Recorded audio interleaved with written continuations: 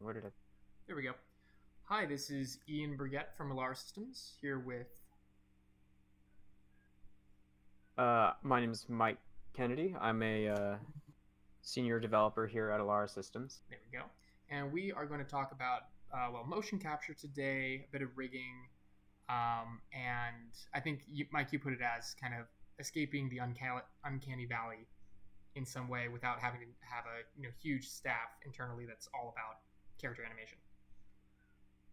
Yeah, yeah, exactly. So we were in a project that had that required a human model be part of our scene, and it seemed to make the whole task that much more daunting, because all of a sudden now we have this human character as part of our immersive experience. Mm-hmm. And And I mean, historically, it's not that we haven't done humans here at Alara, but so much of what we're doing is mechanism of action. So you're inside the body, or there's an operating theater of sorts, and you're operating on the body. So you don't usually have to focus on interacting with a person face to face and talking with them. right, and just naturally, we when we look at other people, we can tell, um, tell if things seem off or unnatural. Mm-hmm. I think it's something that's just physiologically built into us, and so having the that 3D character feel off really kind of broke some of the immersion. Mm-hmm. Um, and there are a couple ways to go about addressing this issue. One of which is to stylize your character to the point where it makes sense that the user would be looking at something that's more of a cartoon, and less of a like real human. Um, the other is to very much um, hone in on that realism. Right. Remove as Of much of course, the uncanny portion of it as is possible, and of course, there will always be some small things about it that aren't 100%. But if you get close enough, there are people at this stage that will forgive you for not having to be 100% real. There's also some totally. techniques that can more or less just replicate the feeling of speaking to someone or looking at someone directly. Mike, if you could pull up the Microsoft Capture Studio website, we've worked with them in the past, Yeah. and I think that Let's. that's a good example of a way that you can kind of get past that uncanny valley is with just full on 360-degree performance capture. But it does have its limitations. If we look at it, we see there's a lot of detail that goes into these. I mean, and there you go. Not only humans, but animals as well, clearly, and other things. Right. And they're able to create these holograms and these VR models that are basically a video streaming back in full 3D, 180 degrees around, 360 degrees. You could probably go under their feet if you wanted, and a very natural motion and image because they're it's effectively a video at the end of the day, a very Right. detailed 360-degree video, projected and recreated as a mesh, so you can really get it close to it, get far from it, etc. Which is fantastic, Um, but you can't exactly do anything procedural with it, at least with some limitations. And you right. also cannot do this at your own studio. This is not something that you could very easily set up. Maybe you could get um, an Xbox like scan, but it wouldn't be to this level of detail. It would be quite expensive. Right. And like you said, it's a movie being played back. Really, it's not as dynamic as, say, having your own 3D character model with a rig set up for you to be used. So in that way, you're limited. Your motions are limited. So what I've been thinking about trying to do is find a flexible, um, at least semi-realistic or realistic enough to block out the uncanny valley feeling from our character models, and do that in such a way that is efficient, that won't require a whole in-house character modeling team. Exactly. At the end of the day, it all comes down to expense. It's not that we couldn't, but it wouldn't be in any way efficient to invest so many internal resources to honing in really closely on the character design and animation by hand. Certainly something that we have done, but it's not always the right choice. Definitely. And and it also depends on the piece, right? So if the piece is really focused around an interaction with a single character, and that's where you're spending most of your time, then yeah, it makes sense to put more resources into that character. But if we have a character as a prop, similar to, or not just a prop, but like a single piece among other pieces, um, then it's difficult to give it the attention that it needs, uh, without without spending too much time on it. Exactly. So that being said, I was doing a little bit of investigation to see what was out there, and of course, my mind goes to 3D scanning. Since we've done something similar with Microsoft, I had to imagine that there was something out there for that, and I stumbled upon this site, renderpeople.com, and they had a couple of free models available. And from what I can tell, I mean, these look fantastic. Um, there's a few that are just people that have been simply posed. There are a few that are even pre-rigged.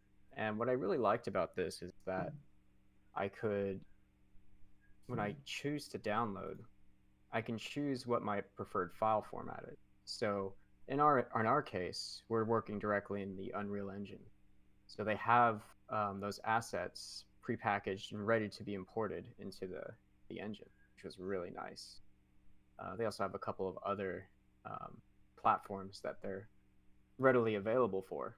And they even had a couple with some pre-animated, or with some animations preloaded on them. And so it's not enough to just have a realistic looking 3D model. That the big one of the biggest factors I've found to escape the uncanny valley is to give your character a real realistic movement. Right. So this gets into a bit of motion capture, for example, where yes, it's possible that some of this was hand animated to some extent, but most likely they have motion capture suits. They've performed motion capture, and then they've taken these already very nice looking models, rigged them, and then mapped the motion capture to them. And that's different from Microsoft, of course, because Microsoft is not based on rigging. It's just positions of vertices and diffuse channel color changes and all of that baked in more or less frame by frame, versus this, which is effectively still a game model, like a traditional game model, but the production put into it is much more efficient because of that motion capture. totally. And it's it's astounding how much of an effect just a simple idle breathing animation has on the realism of your character. Not just completely motionless blinking, maybe. Yeah, yeah, definitely. It's the difference between them feeling like, oh, this is a very realistic looking like doll or wax figure, versus, oh, this is a breathing being. Yeah, exactly what we're going for. So how does that look in the engine? So yeah, so if we jump back into our engine, I just grabbed it's called the RP manual rigged, which should be the dancing character. Let's see if I can find him in our.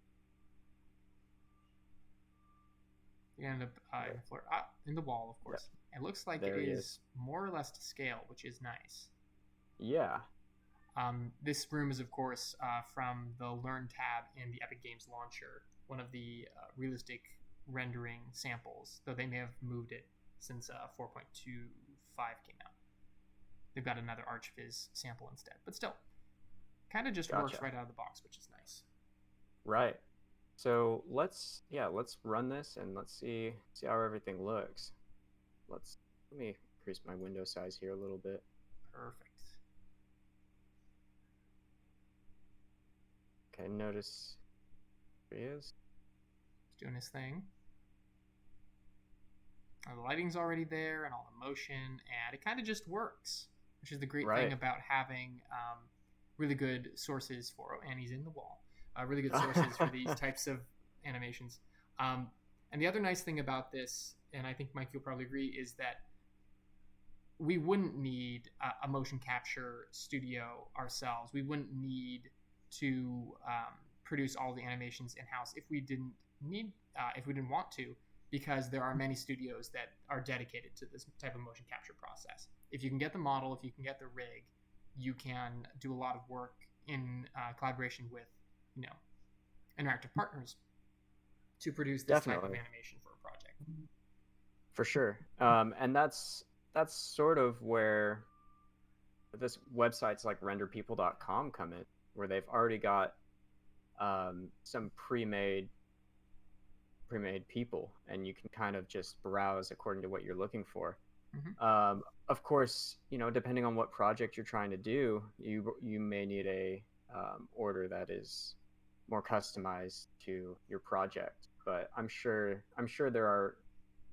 I mean, maybe renderpeople.com has somewhere you can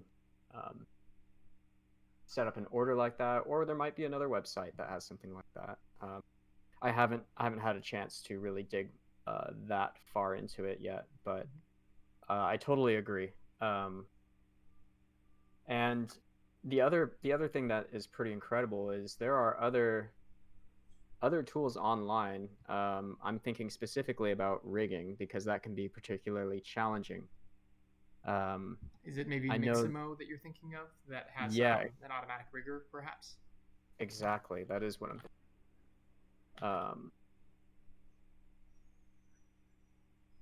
Let's see. Yeah. So I've used this service before. It's been a while. But when I did, it was as easy as uploading the OBJ file, so long as it was a humanoid model, and then it would generate the skeleton that I needed. Fantastic. And I don't know how recently it was, but Adobe, of course, acquired Mixamo, so if you are interested in getting a hold of it, I'm pretty sure it's available through not the Adobe Creative Suite, I don't believe, but one of the additional Adobe licenses. Gotcha. Okay. Yeah. I think when I used it, it hadn't been acquired yet. But yeah, so here we go. You can upload your character. You just sign in. But it also has these pre-built animations, which I believe they may be motion captured, maybe not. I'm not sure. It's kind of hard to tell. But it's sort of a nice service, regardless, if you're looking for a quick way to rig up a character model. Definitely. Well, I think that covers the majority of it for today, and we'll certainly do another one of these as we go further down this pipeline and try out some different things. Thank you, Mike, very much for going through and talking about the process. Yeah, most definitely. All right. I think we'll sign off there for today. Talk to you all later. All right. Have a great day. Goodbye.